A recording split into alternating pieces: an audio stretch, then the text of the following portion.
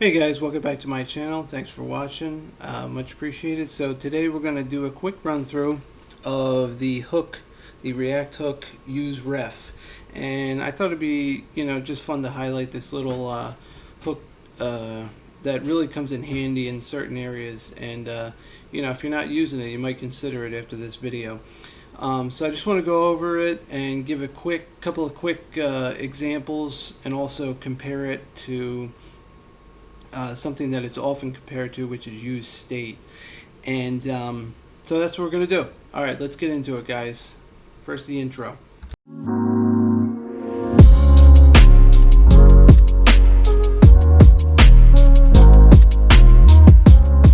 Alright guys, so first thing I wanted to do was just go over a few definitions and sort of explain to you in words what and what Useref is and how it's defined by React itself. So basically it's a hook that you can bring into any component and use how you like, just like useState and useEffect and all the other hooks. So Useref is a built-in React hook that accepts an initial value and ID mutable, meaning it can be changed after it is mounted. It also contains a .current property, which is where your info for the Useref lies, and that's how you access it. If you try to access it out of the .current property, then you'll just get an error because it's an array, unless you map over it or something like that. And for those of you who don't know, and it's kind of a subject that's not discussed a lot, but a mutable info or mutable information is a type of variable that can be changed. In JavaScript, only objects and arrays are mutable, not primitive values, just so you know. And a couple of rules that I wanted to lay on you guys is 2 rules for references, which is what this is. Useref references, aka same thing. The value of the reference is persisted, means it stays the same between components and re-renderings, meaning every time if you use state, it re-renders if it changes. Useref does not.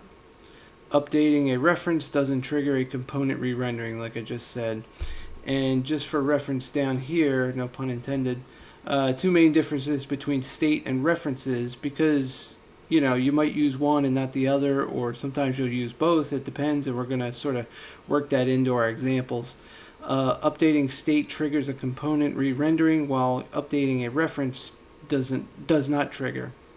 The state update is asynchronous. The state variable is updated after re-rendering, while the reference update is synchronous. The updated reference value is available right away.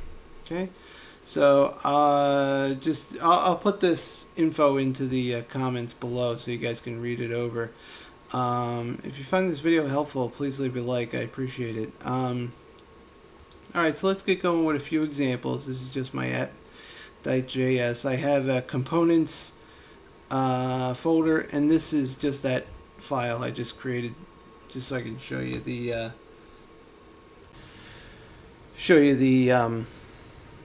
info on it. So what I've added here is 3 files inside of our components folder. The first one is state count. Now I'm not going to type that out because this is not a use state hook tutorial, but I just want to show it to you so we can have some comparison, because there is a legit comparison between use state and Useref. Okay, so this is a standard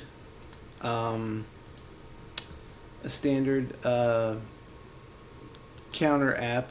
I have it all brought in here. So let's see. Hold on.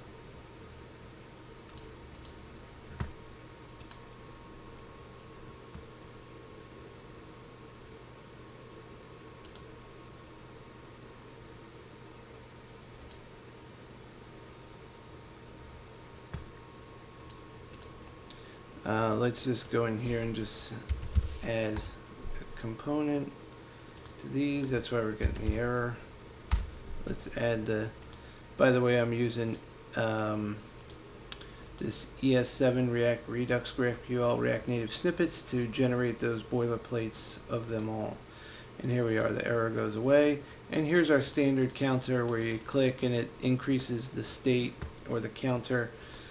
Pretty standard, okay? But I wanted to show you that so we have a comparison. So we have our state, we have a function that's triggered by a click event, and it just adds 1 to the count, right? Pretty standard. It's on the React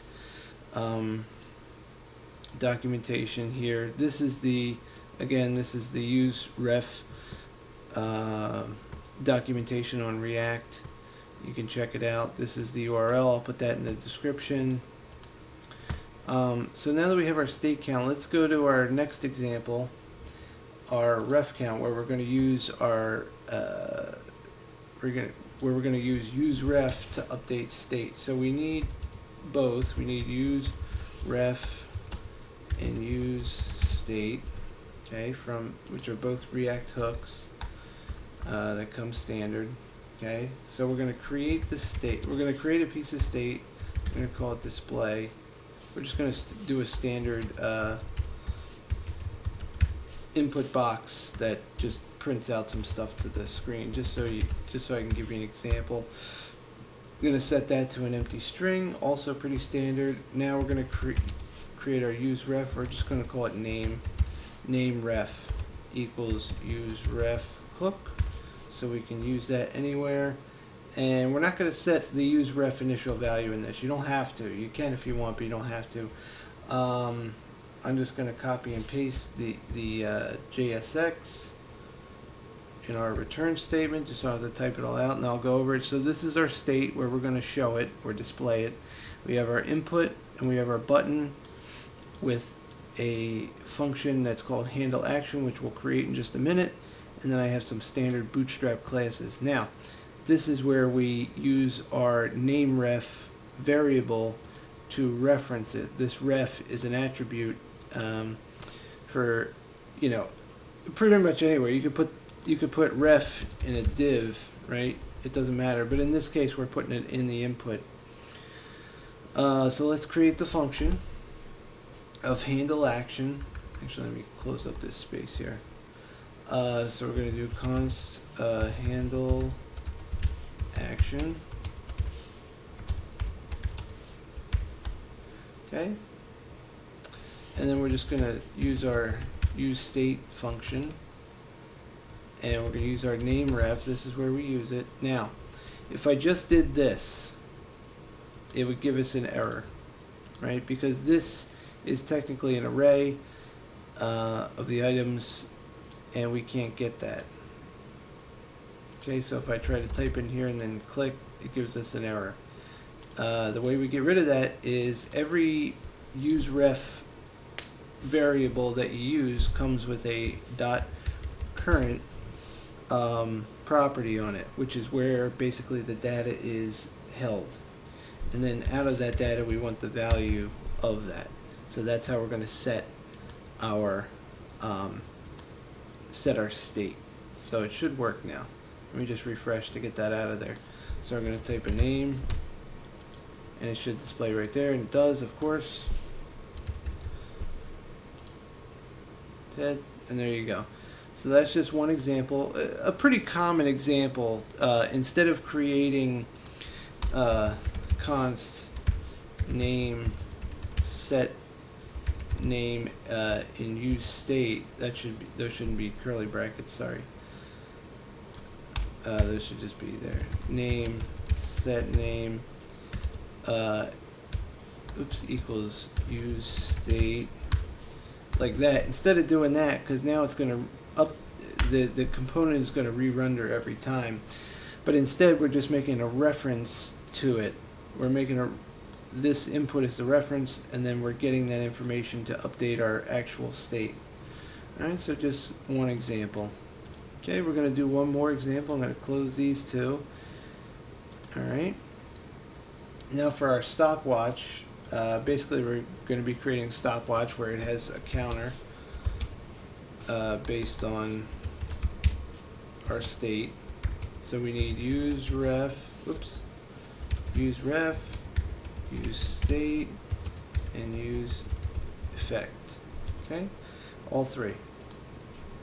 Probably three of the most common ones, use state and use effect being the most common. Now let's create our, we'll call this timer ref, because we're going to be creating a timer, use ref. And now this time we'll set the initial state, I'm sorry, not the state, we'll set the initial value of the use ref hook. Now, we need a piece of state to update, count, set count, similar to before, equals use state, okay? Now keep in mind, this state is what we're going to be displaying, right? The use ref we set to 0 also, because that's how we're going to update our functions, right? We're making a reference inside of our function that we're going to create in a little bit. We're going to make a reference inside of them so that we can update the state with that reference to our in our functions. Okay, and actually I'm just going to I'm just going to paste in the JSX just to speed things up. So what we have here, so I just have a div with some bootstrap classes on it, our count state that we're printing out, two buttons, one to start it and one to stop it. Okay, just two standard buttons, and actually I'm going to add a class name equals btn dash secondary, just so you can tell some difference. And we'll put margin dash 2, and I'm going to copy this and put that for the next one. Okay, let's take a look now. We might get an error. Yeah, it failed to compile because we got to create these. So let's do that. Let's create our functions, const, and this is where really where we're gonna use our use ref info. Okay. So first thing, this is just a check. There's a thunderstorm going outside, so hopefully it's not too noisy. So this is where we start using our use ref variable. Okay. So first we're going to check if there is a timer ref. Sorry, not equals. Sorry. If there is a timer ref, so if it's basically if the timer is currently running, then we would just want to return nothing because we don't want to restart it. And actually, this needs to be .current, otherwise it'll be error. Remember, current is where the data is kept in our reference. So if there isn't a current timer going, we're going to say timer ref again .current is going to be equal to set interval, because we're going to interval it every second to update so it can count. Then we're going to set our count, okay, to its own callback function, passing in the C, or the count, with the function of C plus 1. So it increases it by 1 every 1,000 milliseconds, or 1 second. Okay, that's it. So as you can see, we made a reference to what the reference currently is, and then we use that to update our state. So basically, the ref doesn't re-render the component like the state will. Okay. Let's do our stop now. Stop handler equals arrow function I'm using.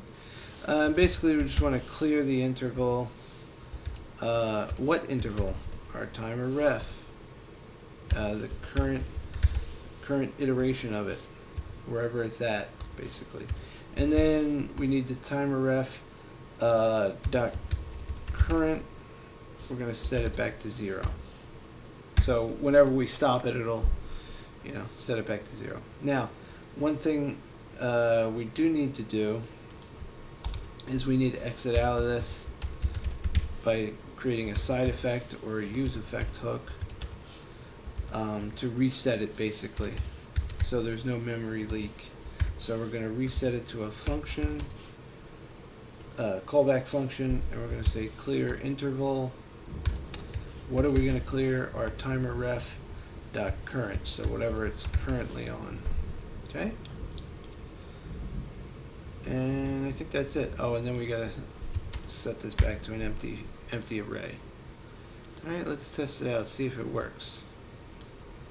No errors. Let me just refresh for good measure.